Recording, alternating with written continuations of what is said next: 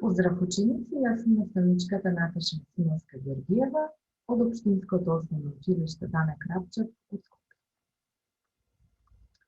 Ова е час по природни науки за четврто одделение и во рамките на истиот ќе обработиме наставната содржина топење и замрзнување од темата цврсти материи, течности и газови. На овој час ќе научите дека материите се менуваат кога се загреваат или кога се ладат.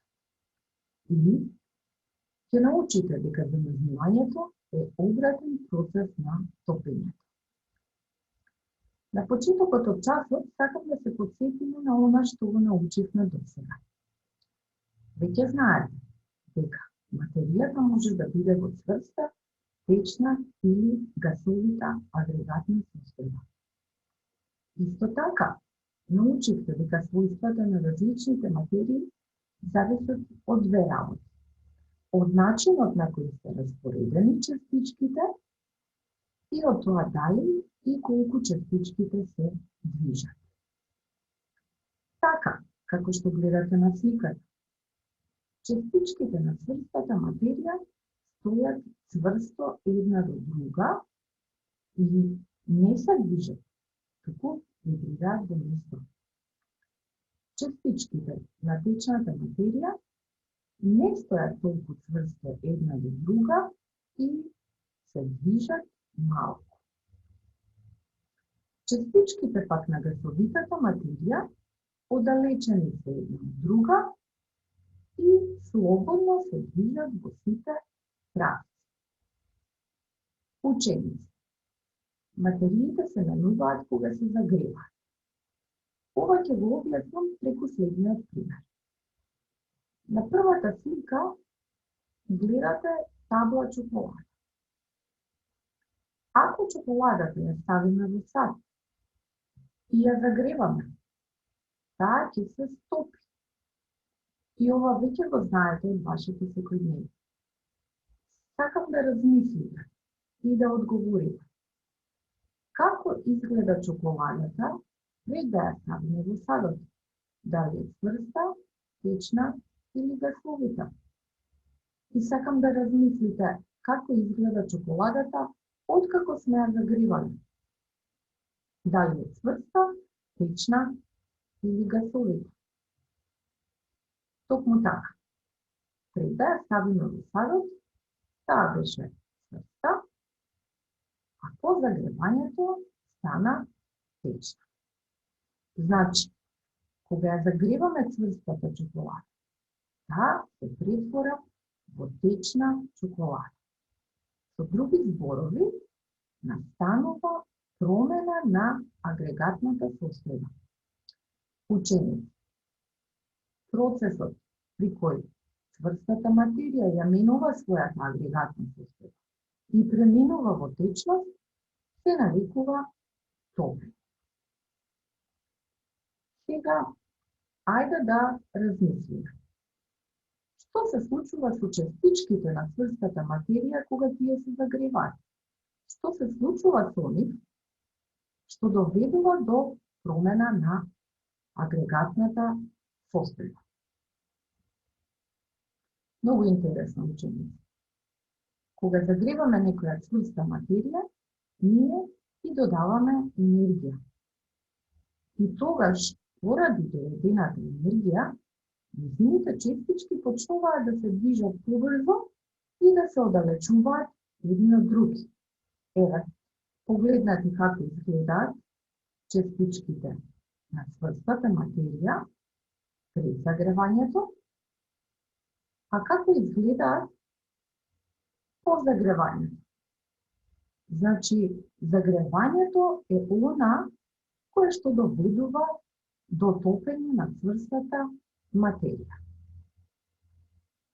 Сега сакам да разгледаме уште неколку примери за топење на цврсти материја.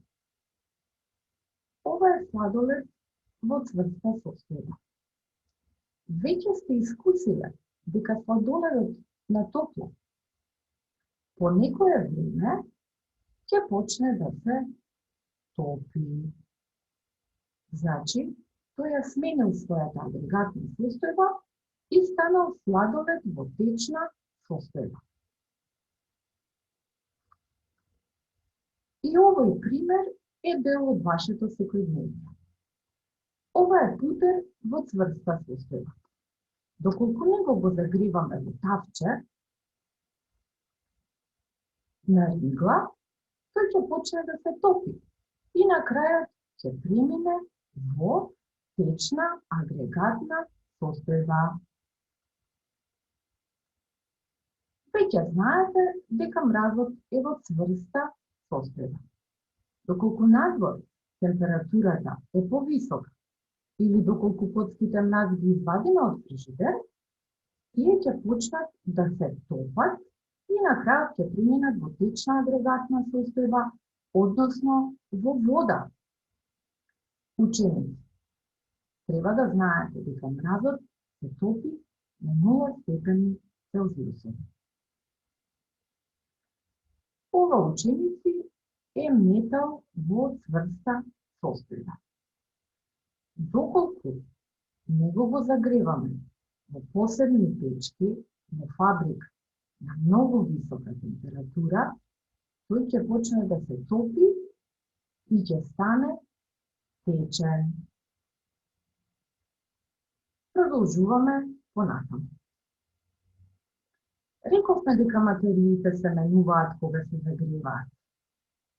Но, ученици, материите исто така се менуваат и кога се ладат. За да ви го објаснам ова, повторно ќе се послужам со примерот со чоколадата. Ова е чоколадата што ја стопивме со загревање.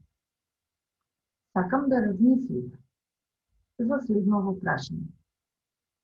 Што ќе се случи ако стопината чоколада ја оставиме да се извади?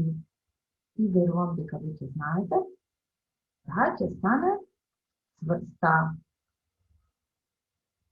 Значи, кога ќе оладиме течната чоколада, таа се претвора во цврста чоколада.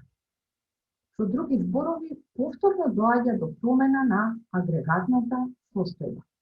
Па, ученици, процесот при кој течноста ја менува својата агрегатна состојба и преминува во цврста материја, се нарекува замрзнување.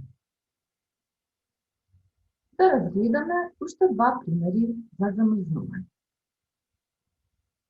Сите знаете како добиваме коцки мраз. Најпрво во пластичен сад налеваме вода, а потоа истиот го ставаме во замрзнувач. По одредено време, водата се замрзнала и преминала во цврста состојба. А ние можеме да ги ставиме коцките мраз во омилениот пијалок. Ова е путерот кој со загревање премина во течна состојба. Ако течниот путер го ставиме во фрижидер, по одредено време, тој ќе промени својата агрегатна состојба, односно ќе премине во цврста состојба. Ученици, што можеме да заклучиме на крајот? Можеме да заклучиме дека замрзнувањето е обратен процес на топењето. Верувам дека оваа наставна содржина ви беше интересна. На крајот, проследете ги насоките за дома. Вашата задача е да илустрирате, а потоа да запишете пример на материја која со топење или замрзнување ја менува својата агрегатна состојба. Се разбира, треба да бидете креативни и да запишете пример кој не беше спомнат на овој час. Ви благодарам на вниманието.